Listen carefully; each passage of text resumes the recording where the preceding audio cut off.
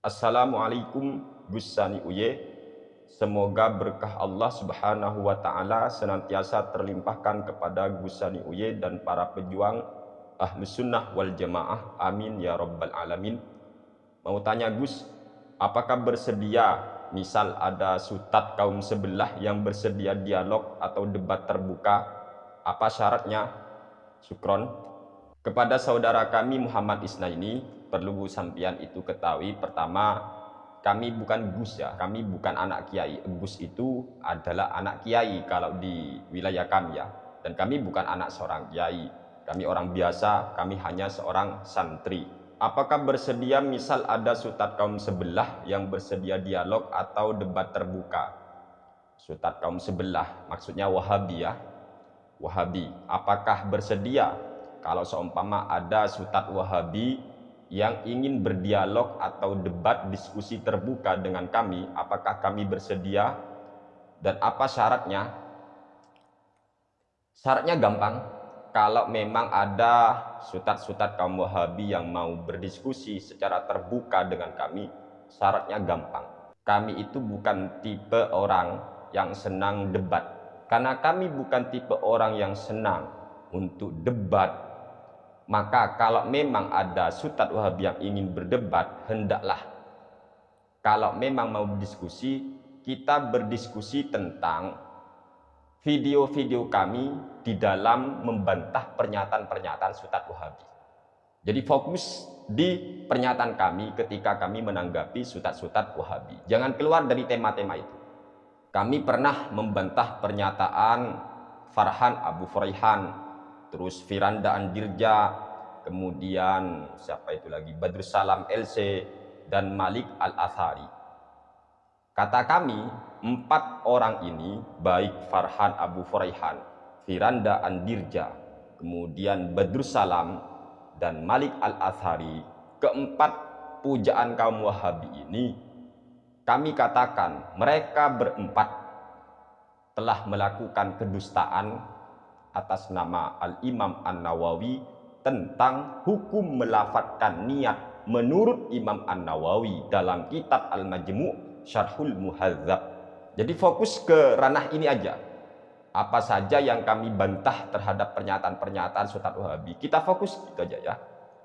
Ini contoh lagi, kami pernah membantah pernyataan siapa itu, Abu Haidar ya, Abu Haidar As-Sundawi Al-Wahabi, yang ketika dia mendapat pertanyaan dari jemaahnya tentang masalah hukum ngaji Al-Quran di sisi kuburan, kata Abu Haidar As-Sundawi Al-Wahabi, dia menjawab begini, hukum mengaji Al-Quran atau mengaji Al-Quran di sisi kuburan oleh Al-Imam Asy-Syafi'i maupun oleh ulama-ulama Syafi'iyah, itu katanya ditentang keras, dilarang oleh Imam Asy-Syafi'i maupun ulama-ulama Syafi'iyah, dilarang katanya.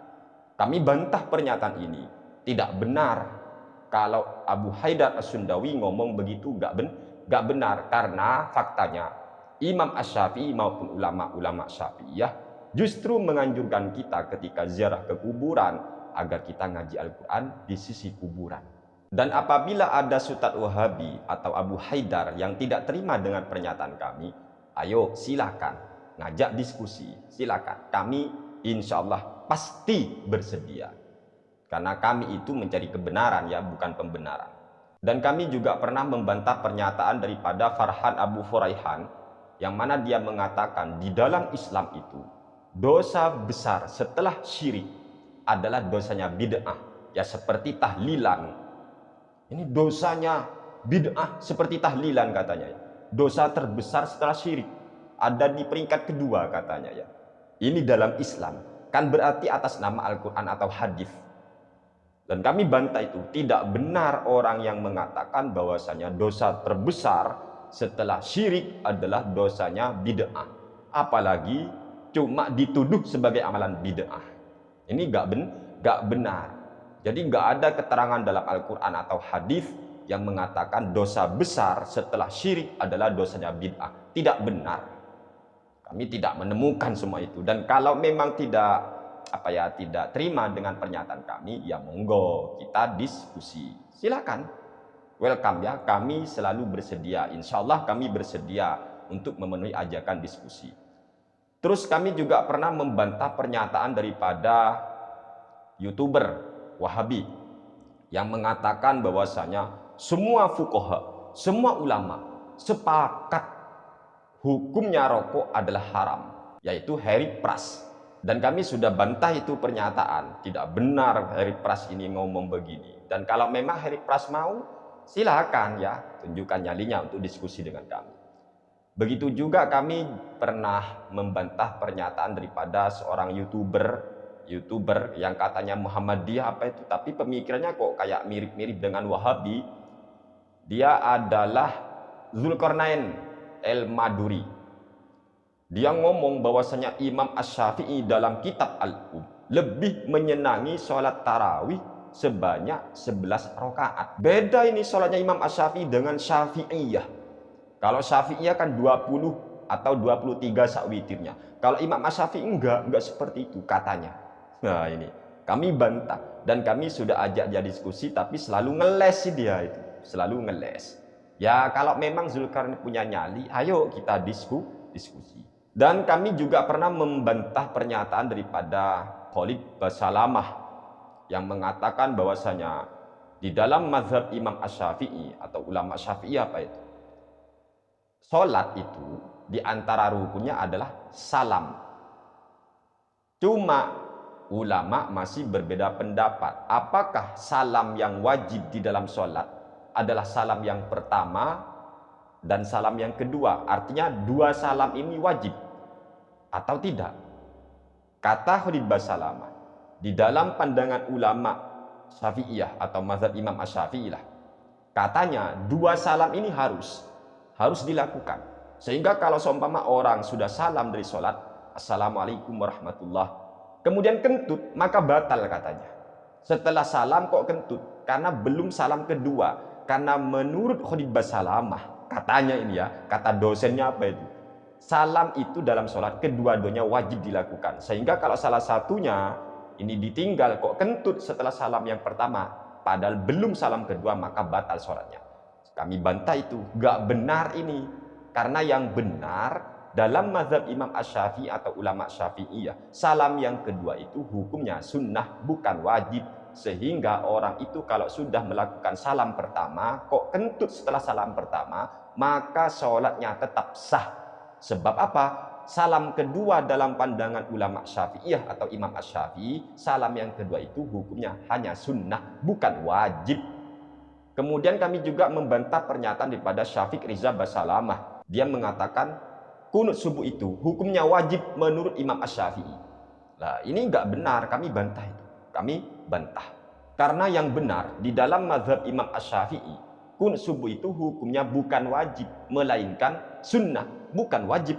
Enggak wajib kunut subuh itu dalam mazhab Imam Asy-Syafi'i. Kami bantah. Jadi kalau seumpama ada sutat-sutat Wahabi yang bersedia untuk berdiskusi dengan kami, ya monggo. Dan syaratnya adalah kita harus tahu dulu ya, diskusi itu kan untuk mencari kebenaran. Apa itu kebenaran? Kebenaran itu dalam masalah diskusi semacam ini ya, bagi kami kebenaran itu adalah persesuaian antara pernyataan dengan kenyataannya. Jadi contoh, seumpama ada orang ngomong ini HP, pernyataannya ini HP, kenyataannya benar HP, maka ini benar berarti ya.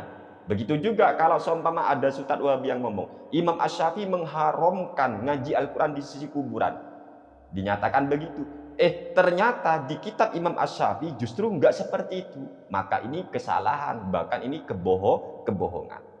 Karena kita berdiskusi untuk mencari kebenaran, maka syaratnya adalah siapapun di antara kita, entah kami atau Ustadz Wahabi yang salah, maka kita siap untuk meminta maaf kepada umat Rasulullah Shallallahu Alaihi Wasallam, klarifikasi dan mencabut pernyataan itu.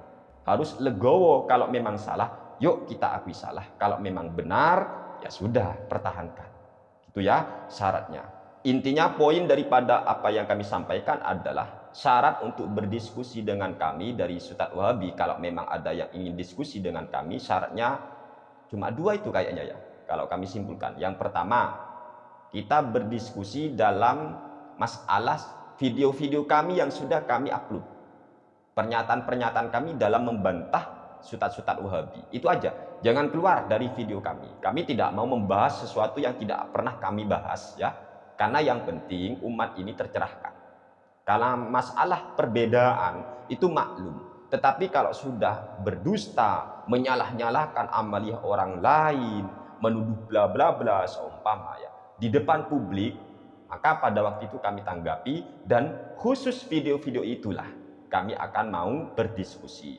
Kalau kami belum pernah berbicara ini sama kami gak mau diskusi ya, gak mau diskusi.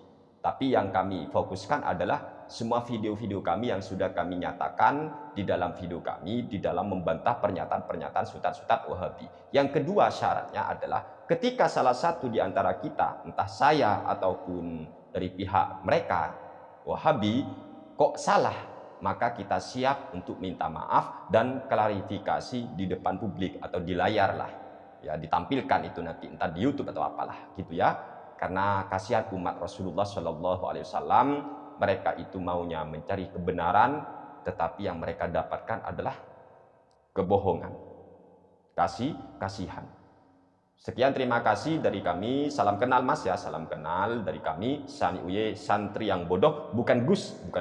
Kami santri yang bodoh. Terima kasih. Wassalamualaikum warahmatullahi wabarakatuh.